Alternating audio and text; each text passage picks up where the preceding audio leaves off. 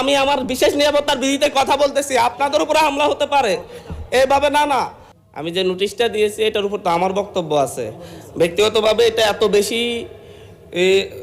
হুমকির মুখোমুখি হতে হচ্ছে। মাননীয় স্পিকার, আমি আসলে নির্বাচনের আগ থেকেই আপনারা জানেন আমি যে অঞ্চলে জন্ম নিয়েছি সেই অঞ্চলে একটি দ্বীপাঞ্চল, এবং যেখান থেকে ইলেকশন করেছি সেই জায়গায় ভূমিদস্যু জলদস্যুদের উৎপাত অনেক বেশি।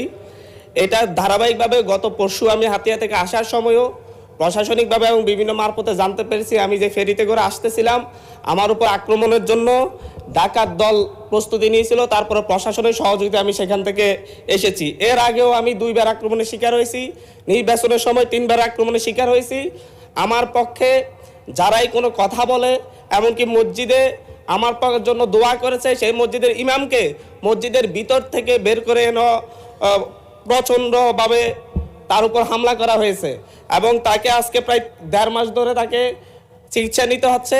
আমার উপর যারা আক্রমণ করেছে আমি আপনাকে সেই জায়গায় কিছু নোটিশের সাথে কিছু ডকুমেন্টস দিয়েছি যে সরাসরি অস্ত্র হাতে আমাকে কোফাতে আসা হয়েছে। একজন সংসদ সদস্য হিসাবে আমি এই বিষয়টা এখানে উপস্থাপন করতে বাধ্য হচ্ছি, কারণ এই জায়গাটায় আমি মনে করি সন্ত্রাসীদের কোনো রাজনৈতিক ঠিকানা নেই। প্রতিনিয়ত বিভিন্ন একটি রাজনৈতিক দলের পদধারী এবং বিভিন্ন ক্ষেত্রে পূর্বের ফ্যাসিবাদী লোকজন তারা সরাসরি ফেসবুকে থেকে একটি রাজনৈতিক সংগঠনের এখনকার শেল্টারে থেকে ফেসবুকে ভিডিও আকারে আপনারা যদি তদন্ত দেন, তদন্তে আমরা রিপোর্ট পেশ করব, ভিডিও দিব, এবং প্রত্যেকটা রেকর্ড আমাদের কাছে আছে যে তারা কিভাবে আমাকে হত্যার হুমকি দিচ্ছে, এলাকায় ঢুকতে না দেওয়ার হুমকি দিচ্ছে। আমি তো আমার যেই এলাকা যেখান থেকে আমি নির্বাচন করছি সেই এলাকায় আমাকে নিরাপদে যাওয়ার ব্যবস্থা করতে হবে, নিরাপদে আমাকে থাকার ব্যবস্থা করতে হবে, আমার সাথে যারা নেতাকর্মীরা চলাচল করবে তাদের নিরাপত্তা দিতে হবে। এটা একজন বিশেষ অধিকারের ব্যাপারে, এটা বিশ্বব্যাপী একজন সংসদ সদস্যের বিশেষ নিরাপত্তা বিধান করা রাষ্ট্রের দায়িত্ব, সরকারের দায়িত্ব।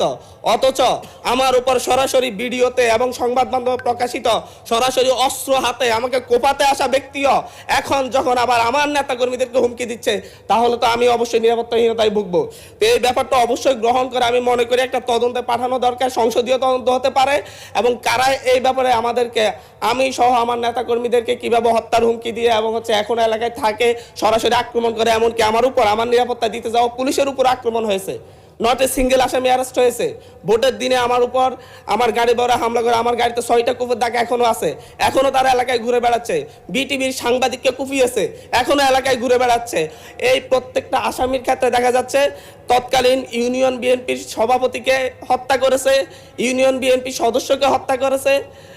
এই ধরনের হত্যা মামলার আসামিরা, এই ধরনের হত্যা মামলা, আমি আমার বিশেষ নিরাপত্তার বিধিতে কথা বলতেছি, আপনাদের উপরে হামলা হতে পারে এভাবে না না। মাননীয় স্পিকার, এটা একেবারে মাননীয় সদস্য, আমি আমার নিরাপত্তার কথা বলছি, আমি কনসার্ন জানাচ্ছি, এবং আমার উপর যদি পরের বার আক্রমণ হয় সেটাকে ট্রেজারি বেঞ্চ থেকে দায়িত্ব নিবে কিনা এটা তাহলে বলুক যে আমরা দায়িত্ব নিব, আমরা সরকারের দায়িত্ব আছে, পরেরবার যদি আপনার উপর আক্রমণ হয় আমরা দায়িত্ব নিব। আমি বসে যাচ্ছি, আর নয় বলতে হবে যে যারা এই সন্ত্রাসী কার্যক্রম করে তাদেরকে আইনের আওতায় আনবো আমরা। মাননীয় সদস্য, এখন একটু শুনেন। এটা আমার হাহাকারও বলতে পারেন, কারণ আমি মামলা দিয়ে জিডি করে এখন পর্যন্ত মাননীয় সদস্য অধিকার পাচ্ছি না, যার কারণে আমাকে সংসদে বলতে হচ্ছে। একটু শুনুন দয়া করে। আপনার নোটিশটা পেয়েছি, এবং আপনি বসেন দয়া করে, অসুবিধা নেই। আপনার নোটিশটা পেয়েছি, যথাযথ নিয়মে নোটিশটা আমরা ডিসপোজড অফ করেছি। আমি চেয়েছিলাম মাননীয় স্বরাষ্ট্রমন্ত্রীর উপস্থিতিতে এটা করার জন্য। স্বরাষ্ট্রমন্ত্রী যেহেতু নেই, যে কারণে নোটিশটা নিষ্পত্তি করেছি।